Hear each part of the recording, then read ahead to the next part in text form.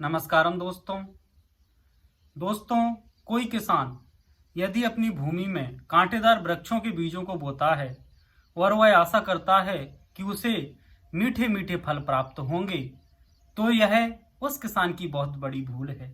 दोस्तों, हम सब भी एक किसान हैं और मन हमारी भूमि है।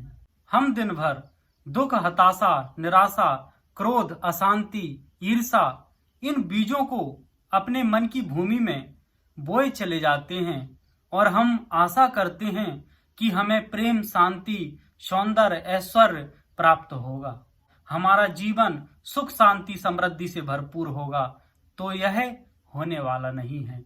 यदि हम अपने जीवन में सुख, शांति, प्रेम, सौंदर्य, सफलता, समृद्धि चाहते हैं, तो हमें अपने मन की भूमि में होश पूर्वक प्रेम, शांति, सफलता, सौंदर्य, ऐश्वर्य इन बीजों को रोपित करना होगा। जब हम इस प्रकार के बीजों को बोएंगे तो हम अपने अनुकूल फलों को प्राप्त करेंगे। दोस्तों, हम सब अच्छी तरह जानते हैं कि हम भूमि में जिस भी प्रकार का बीज बोते हैं वह हमें उसी प्रकार का फल प्रदान करती है। आज तक कभी ऐसा नहीं हुआ कि इस भूमि में बबूल का बीज बो गया हो और भूमि ने गलती कर दी और नीम का वृक्ष उगा दिया, या हमने कभी इस भूमि में आम के बीज बोए हों और उसने गलती से हमें नीम का वृक्ष, नीम के फल दे दिए हों। भूमि अपनी तरफ से कभी कोई गलती नहीं करती है। ईश्वर की जो प्रकृति है उसमें कोई त्रुटि नहीं है। यदि त्रुटि होती है तो हमारी तरफ से ही होती है।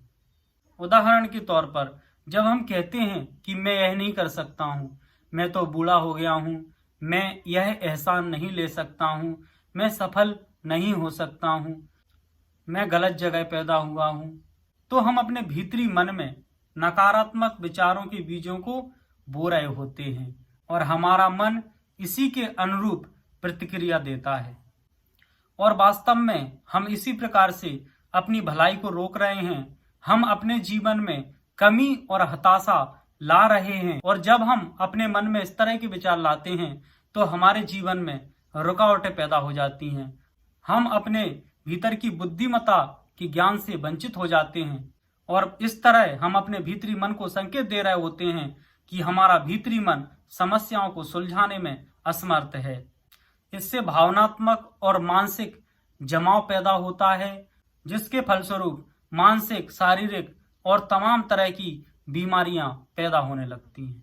तो यदि हम अपने जीवन में प्रेम, सौंदर्य, शांति, सफलता, समृद्धि, ऐश्वर्य सब चाहते हैं तो हमें अपने मन में उन्हीं विचारों को लाना है जो हम अपने जीवन में चाहते हैं। उन विचारों पर हमें बिल्कुल भी ध्यान नहीं देना है जिन्हें हम अपने जीवन में साकार होते नहीं देखना चाहते।